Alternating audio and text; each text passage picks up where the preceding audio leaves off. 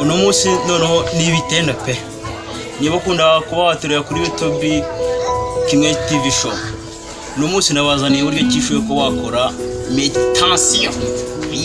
meditation kabisa. Okay, twatangiye icyambere ngiye kubanza mbereka uburyo kishuye ko wasoma icupa ndetse n'igitabo bindi bibiri ukabifatikanya utiriwe ujya ngo guhiga agacupa hanyuma uti bitabo banza ufate igitabo usome hanyuma ujye umusoma some igitabo usome n'icupa ubundi mo gusoma igitabo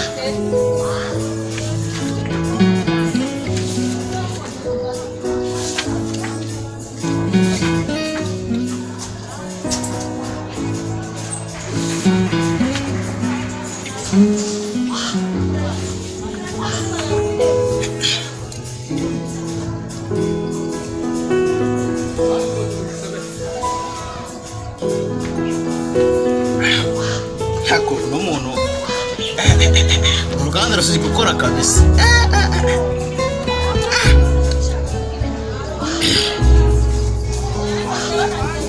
Habundi nguri kwirukanka ku icupa ritumeze ari gusange mu rugo ibyo usome igitabo usoma n'icupa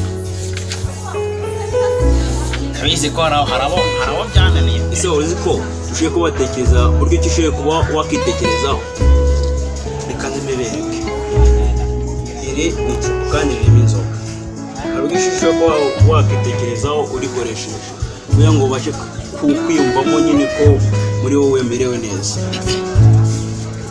Twatangiye